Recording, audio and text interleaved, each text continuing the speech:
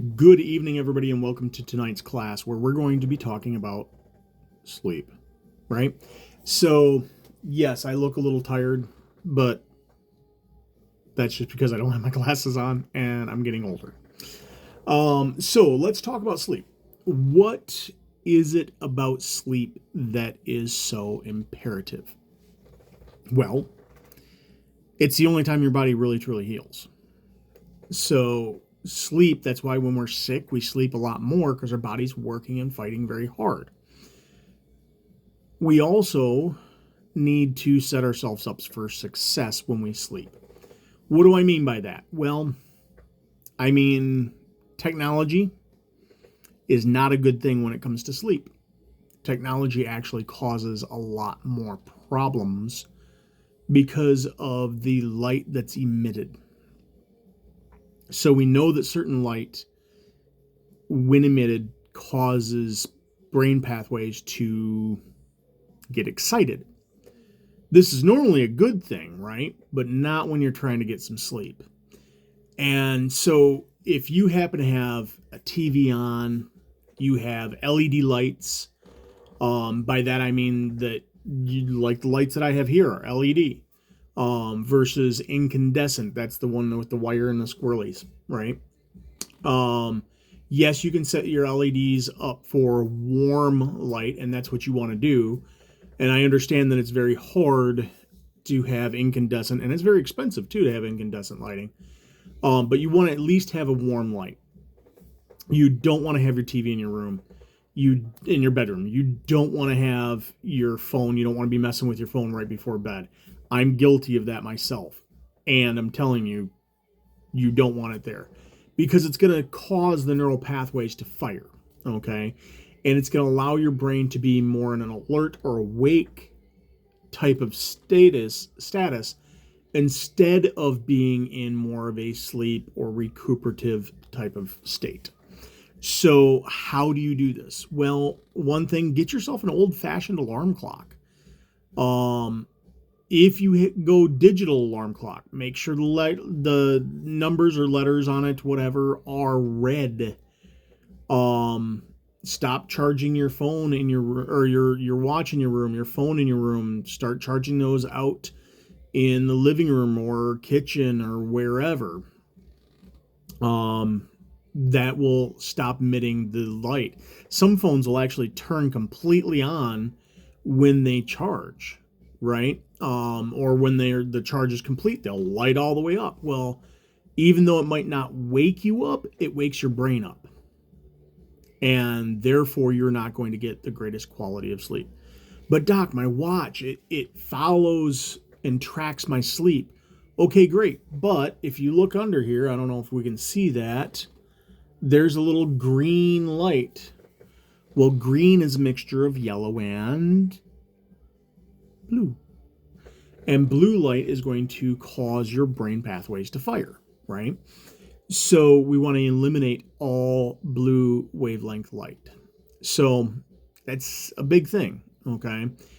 And I understand. And if you really, really, really, really need something that's going to track your sleep, first of all, some beds can do it. The Sleep Number beds do that.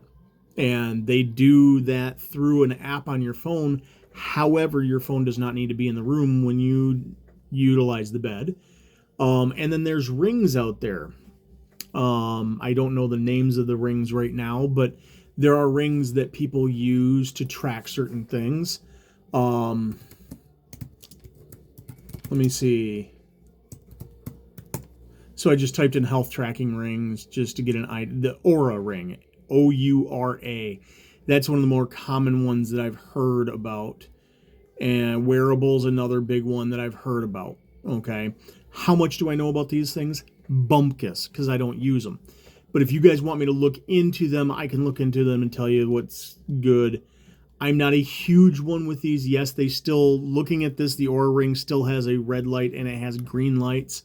I believe the green light is used to check your arterial flow so that they can get blood pressure and heart rate and all of that type of stuff. But if it's on your ring finger or on a finger and it's fairly tightly fitted, it's not going to emit the light.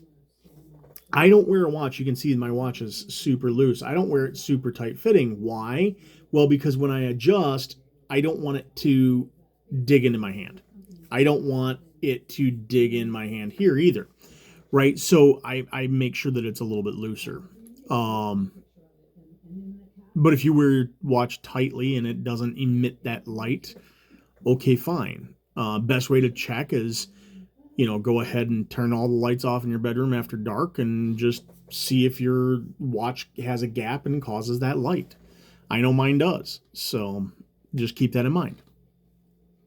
What are some other things? Well, some studies have shown that drinking 8 ounces of water right before bed helps to lower your blood pressure throughout the night. So that's good. Yes, it also may make you have to get up in the middle of the night. As you get older, men, your prostate gets a little bit larger, and so it causes you to retain more fluids, and it can cause you to need to use the restroom throughout the evening. And by that I mean, like, if you're getting up more than twice, there's a problem. Depending on your age. If you're in, 40 to 60, I think it's once, more than once is a problem. If you're 60 to 80, I think more than twice is a problem. Something like that. I don't quote me on that, but I'm pretty sure that that's where it is. So keep that in mind. What are some other things that we can do to better our sleep? Well, believe it or not, you can sleep in a cooler environment. We know that sleeping in a cooler environment allows your body to regenerate a little bit better, kind of in a sense of the ice baths type of thing. Believe it or not, if you live in northern Michigan or very similar areas and you sleep with your window open in the winter, it's not going to get you cold. Okay, that's an old wives' tale. It's not true. Just like going out with a wet head, you're not gonna catch a cold from that. Are you going to lose your, body temperature quicker that way? Absolutely. So there are certain things because evaporation, et cetera, but you're not gonna catch a cold because you have wet head. You're not gonna catch a cold because your window's open. Those are all. Why do we catch cold in the winter? Because we're getting less vitamin C, we're getting less vitamin D from the sun. We're getting less overall nutrients. We're not outside as much, and we're starting to be inside more, and so we're rebreathing stale, stagnant air more. If you're in northern climates, you're not able to access in the past much more easy now, but you're not having accessibility to different things, fruits, vegetables, and things of that nature that you do in the summer. And the bigger thing, you're not drinking enough water. Okay. And so all of those things add up and cause our immune system to start struggling. And as soon as our immune system starts struggling, well, then viruses and bacteria and mold spores, et cetera, start to gather hold and start to overwhelm our system, and therefore we end up getting sick. We're not really sick. Our body's expressing health, but it's doing so in a manner that it's fighting these things off.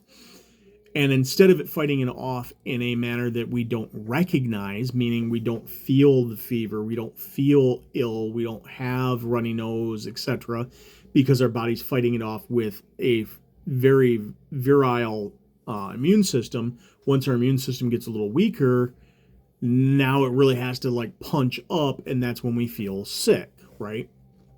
So a good way to make sure that you are not sick often is to make sure you're getting 6 to 8 hours of uninterrupted sleep a night. Make sure that you're getting proper water intake. Make sure that you are eating plenty of fresh fruits, vegetables, and getting good macro and micronutrients. And I hope this helps, right? If you have any questions about what kind of bed, what kind of pillow, those questions I'm more than happy to answer here in person at the office. So go ahead and give me a call. Set up an appointment. I'll do a consultation with you. We'll talk about all of that type of stuff. And if you're looking to wonder how chiropractic can help you in multiple ways other than just pain and problems, give me a call. I'll talk to you guys very, very soon. Bye-bye.